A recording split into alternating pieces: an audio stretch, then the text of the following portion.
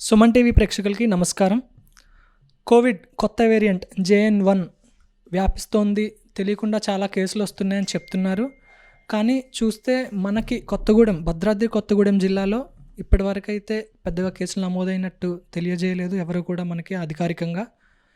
అసలు ఈ కొత్త వేరియంట్ యొక్క లక్షణాలు ఎలా ఉంటాయి, దీనికి తీసుకోవాల్సిన జాగ్రత్తలు ఏంటి అనేది మనకి ఇక్కడ డాక్టర్ గారిని అడిగి మనం తెలుసుకుందాం. నమస్తే మేడం. అసలు ఇప్పుడు JN.1 కోవిడ్ కొత్త వేరియంట్ వ్యాపిస్తుంది అని చెప్తున్నారు. అసలు దానికి తాలూకు లక్షణాలు ఎలా ఉండబోతున్నాయి? ఇది సివియర్గా ఉంటుందా? అసలు ఏంటి మేడం, దాని గురించి చెప్పండి కొంచెం. ప్రస్తుతానికి మన రాష్ట్రంలో భద్రాద్రి కొత్తగూడెం జిల్లాలో ఒక్క కేసు కూడా నమోదవలేదు. ఇతర రాష్ట్రాల్లో కేరళ, తమిళనాడు రాష్ట్రాల్లో అయితే నమోదైనవి, చాలా స్వల్పంగా నమోదైనవి. సిమ్టమ్స్ కూడా మైల్డ్ సిమ్టమ్స్ ఉంటాయి. ఫీవరు, దగ్గు, గొంతు నొప్పి. అవి 3 నుంచి 5 రోజుల వరకు ఉంటాయి. 5 రోజులు దాటితే కనుక అడ్మిషన్ అవసరం అవుతుంది. అడ్మిషన్ అవసరం అయ్యి ఐసోలేషన్లో ఉంచుతాము పేషెంట్ని. అప్పటికీ తగ్గకపోతే కనుక RT-PCR టెస్ట్ కిట్లు చేస్తాము. టెస్ట్ కిట్లు ఇంకా అందుబాటులోకి రాలేదు ఇప్పటివరకు. అయితే సిమ్టమాటిక్ ట్రీట్మెంట్, మామూలు ట్రీట్మెంట్తో తగ్గిపోతున్నాయి. ఇప్పటివరకైతే సీరియస్నెస్ అంత లేదు. అందుకని సింగరేణి కార్మిక కుటుంబాలకు ఈ క్రిస్మస్, న్యూ ఇయర్ సందర్భంగా sanitation, hand washing, distance maintenance మాత్రం చేయాలి. మోరోవర్ పండగ సీజన్ కాబట్టి జనవరి 1 సంక్రాంతి వరకు దూర ప్రదేశాలు కూడా ప్రయాణం చేయటం అవసరమైతే తప్ప ప్రయాణాలు మానుకోవాలని సూచిస్తున్నాను. భద్రాద్రి కొత్తగూడెం ప్రజలకు, ముఖ్యంగా సర్వజన ఆసుపత్రి సూపరింటెండెంట్గా నేను చెప్పేది ఏంటంటే, ఇప్పుడు ఈ మధ్య మనము ఈ కోవిడ్ వేరియేషన్ గురించి చాలా ఆందోళన చెందుతున్నారు. మనము ప్రతిరోజు నిత్యం మీడియాల ద్వారా అక్కడిక్కడ డిస్కషన్స్ను. నేను ముఖ్యంగా యాజ్ ఎ సూపరింటెండెంట్గా నేను చెప్పేది ఏంటంటే, ఇప్పుడు మనకు వచ్చినటువంటి కోవిడ్ వేరియంటు ఇంతకుముందు మనం ఎదుర్కొన్నటువంటి కోవిడ్ వేరియంట్లలో ఒకటి. దీన్ని ఇప్పుడు మనం JN.1 వేరియంట్గా దీన్ని గవర్నమెంటు గుర్తించింది. దీని గురించి అనేక జాగ్రత్తలు ఏ విధంగా తీసుకోవాలి, ఏం చేయాలి దీని గురించి అని చెప్పి ముఖ్యంగా ఎవ్రీడే దీనికోసం సమావేశాల్లో ఏర్పరచుకుంటూ ప్రజలను జాగ్రత్తలు తీసుకోవాల్సిందిగా మనకు చేస్తున్నారు. అందులో భాగంగానే మనము భద్రాద్రి కొత్తగూడెం జిల్లాకు సంబంధించి మన జిల్లా కలెక్టర్ గారు గత 4 రోజుల క్రితం కూడా జిల్లాలోని ఆరోగ్యానికి సంబంధించిన అధికారులందరినీ పిలిపించి ఒక సమావేశం ఏర్పాటు చేసి ఇప్పుడు ఉన్నటువంటి JN.1 గురించి మనం తీసుకోవాల్సిన జాగ్రత్తలు, ఒకవేళ ఏమైనా సీరియస్నెస్ అయితే, బ్రేక్ వస్తే మనం ఎట్లా దీన్ని ట్యాకిల్ చేయాలని తగు సలహాలు, సూచనలు ఇచ్చారు. దానిలో భాగంగానే సర్వజన ఆసుపత్రి సూపరింటెండెంట్గా నేను, DMHO గారు, ఇతర ఆసుపత్రుల సూపరింటెండెంట్లకి అందరం కలిసి ఒక ప్లాన్ చేసాం. మనం ఇప్పటివరకు జిల్లా లోపల ఒక 1000 పడకలతోని ఐసోలేషన్ వార్డులు క్రియేట్ చేసుకున్నాం. అందులో భాగంగా మనం సర్వజన ఆసుపత్రిలో 50 పడకలతోనే ఐసోలేషన్ వార్డు ఏర్పాటు చేసుకున్నాము. మిగతా ఆసుపత్రుల్లో ముఖ్యంగా భద్రాచలము, మనుగూరు, పాల్వంచ, ఇల్లందు, అశ్వారావుపేట లాంటి ఆసుపత్రులలో కూడా ఈ ఐసోలేషన్ వార్డులు కోవిడ్ని ఎదుర్కోవడానికి మనం సిద్ధంగా ఉన్నాము. ఐసోలేషన్ వార్డులో ముఖ్యంగా ఈ ఆక్సిజన్ సప్లై, వెంటిలేటర్సు, ట్రైన్డ్ అయినటువంటి సిబ్బంది, సరిపడా మందులు, శానిటైజర్సు, వివిధ పరికరాలతోనే సిద్ధంగా ఉన్నాం కాబట్టి ఎవరు ఆందోళన చెందాల్సిన అవసరం లేదు. రెండవది ఏంటంటే, ఇప్పుడు ఈ JN.1 అనే వేరియంటు ముఖ్యంగా మన దేశం లోపల ఫస్ట్ మన కేరళ రాష్ట్రము, ఆ తర్వాత గోవా, మహారాష్ట్ర, ఈ విధంగా స్ప్రెడ్ అవ్వకుంటూ ఇప్పుడు మన తెలుగు రాష్ట్రాలను కూడా దీంట్లో కేసులు రికార్డ్ అవుతున్నాయి. ముఖ్యంగా ఏపీలో చాలా కేసులు రికార్డ్ అయినాయని తెలిసింది. ఇప్పటివరకు అయితే మన తెలంగాణ లోపల ఒక 10 కేసులు రికార్డ్ అయినట్టు, అది కూడా ఏసిమ్టమాటిక్ కేసులుగానే ఉన్నాయి. కాబట్టి ఇప్పటివరకున్న ఎక్స్పర్ట్స్ యొక్క సమాచారం ప్రకారం మనము ఆందోళన చెందాల్సిన అవసరం లేదని చెప్పారు. ఎవరికైనా ఈ కోవిడ్ గురించి ఏమన్నా లక్షణాలు ఉన్నా కానీ, ముఖ్యంగా లక్షణాలు అంటే జలుబు చేయడము, ఈ రన్నింగ్ నోస్ అంటే ముక్కు కారడము, తర్వాత కీళ్ళ నొప్పులు, గొంతు నొప్పి, తలనొప్పి, కొంతమంది లోపల ఈ జ్వరం లాంటి లక్షణాలు వస్తాయి. కాబట్టి ఎవరైనా ఇట్లాంటి లక్షణాలు వచ్చిన వాళ్ళు తమ దగ్గరలో ఉన్నటువంటి మెడికల్ ఆఫీసర్ని కానీ డాక్టర్లను సంప్రదించి చికిత్స తీసుకోగలరు. ముఖ్యంగా ఏమైనా అనుమానం ఉంటే వెంటనే దానికి సంబంధించినటువంటి టెస్టులు మనం ఇంతకుముందు కూడా కోవిడ్కు ర్యాపిడ్ టెస్ట్, తర్వాత ఆర్టీపీసీఆర్ టెస్ట్ లాంటి చేసాము. ఇప్పుడు దీంట్లో మాత్రం ఈ JN.1 అనే వేరియంట్ ఒక వేరియేషన్ కాబట్టి దీన్ని ఆర్టీపీసీఆర్ టెస్ట్ చేస్తాం. ఆర్టీపీసీఆర్ టెస్ట్ చేసినాక అది పాజిటివ్ అయితే అతని యొక్క శాంపుల్స్ మేము హైదరాబాద్ పంపించేసి జీనోమ్ సీక్వెన్స్ కోసం పంపిస్తున్నాం. అందులో కనుక మనకు కన్ఫర్మ్ అయితే అప్పుడు అట్లాంటి పేషెంట్ కనుక తక్కువ లక్షణాలతో ఉంటే ఐసోలేట్ చేసేసి ఇంటి దగ్గరే ట్రీట్మెంట్ ఇస్తున్నాము. ఒకవేళ ఏమన్నా సీరియస్ ఉంటే మాత్రము ఐసోలేషన్ వార్డులో పెట్టి అడ్మిట్ చేసి దానికి సంబంధించినటువంటి జాగ్రత్తలు తీసుకుంటూ యాంటీవైరల్ ట్రీట్మెంట్ కూడా స్టార్ట్ చేస్తున్నాము. కాబట్టి ఇప్పుడున్న సమాచారం ప్రకారం ఏంటంటే నిపుణులు ఏమంటున్నారంటే ఇదంతా సివియారిటీ లేదు. మనం ప్రీవియస్లీ ఫేస్ చేసినటువంటి కోవిడ్కు ఇప్పటికీ అంత సివియారిటీ లేదు. జస్ట్ మైల్డ్ సిమ్టమ్స్తోనే ఇది ఇప్పుడు మనకు బయటపడుతుంది. ముఖ్యంగా ఏంటంటే ఈ JN.1 కూడా ఎందుకు మనం భయపడాల్సి వస్తుందంటే కొన్ని డిఫరెంట్ ఏజ్ వాళ్ళకు కొంత ఇబ్బంది కలిగే ఉద్దేశం ఉంది. ముఖ్యంగా బిలో 10 years, అబోవ్ 60 years వృద్ధులు, తర్వాత కోమార్బిడిటీ అంటే షుగరు, బీపీ, అస్తమా, ఇతర జబ్బులు ఉన్నటువంటి వాళ్ళకు ముఖ్యంగా రిస్క్ ఎక్కువ ఉంటుంది. కాబట్టి వీళ్ళు ముఖ్యంగా జాగ్రత్త తీసుకోవాలి. ఇప్పుడు నేను చెప్పినటువంటి రిస్క్ ఉన్నటువంటి పేషెంట్లు మాత్రం వెంటనే అలర్ట్ అయిపోయి కొంచెం నేను చెప్పినటువంటి ఈ వ్యాధి లక్షణాల లోపల జలుబు కానీ, గొంతు నొప్పి కానీ, తలనొప్పి కానీ, ఫీవర్ కానీ ఉన్నదంటే టెస్ట్ చేయించుకోవాలి. మనకు ఎక్కడ పడితే అక్కడే మనకు ఈ ర్యాపిడ్ టెస్ట్ చేయడానికి కాకుండా ఆర్టీపీసీఆర్ టెస్ట్ సౌకర్యాలు ఉన్నాయి.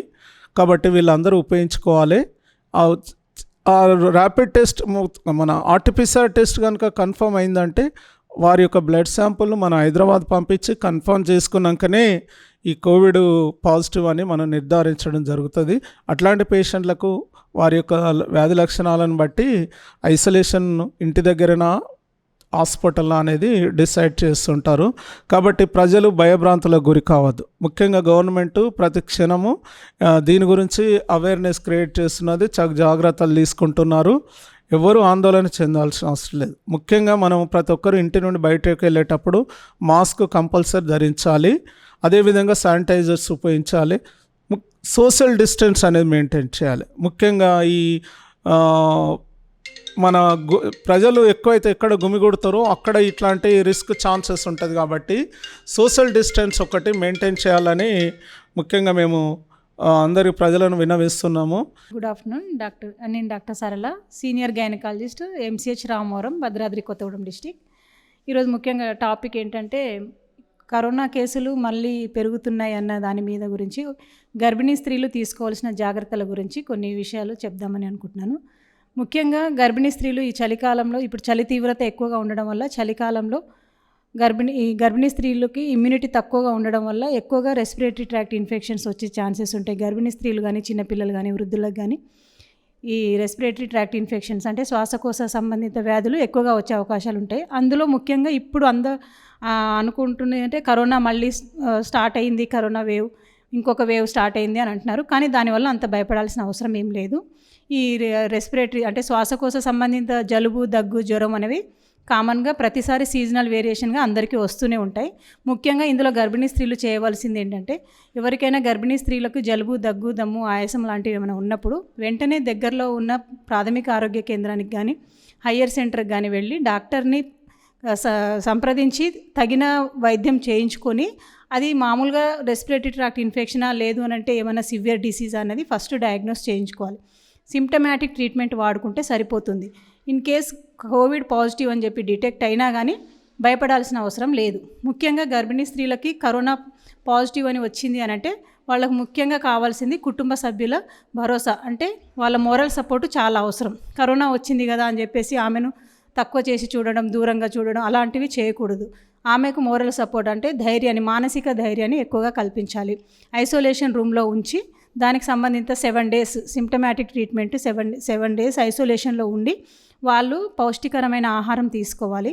ముఖ్యంగా హ్యాండ్ శానిటైజేషన్, తర్వాత సోషల్ డిస్టెన్స్, ఎక్కువగా గుంపులుగా ఉన్న ప్రదేశానికి వెళ్ళకూడదు, అలాంటివి తగ్గించుకోవాలి. షాపింగ్ మాల్స్కి కానీ, ఇప్పుడు క్రిస్మస్, న్యూ ఇయర్ సెలబ్రేషన్స్ ఎక్కువగా జరుగుతూ ఉంటాయి కాబట్టి ఇలా ఎవరికైనా ఏమైనా లక్షణాలు ఉంటే ఎక్కువగా గుంపులుగా ఉన్న ప్రదేశానికి వెళ్లకుండా ఉండడం మంచిది.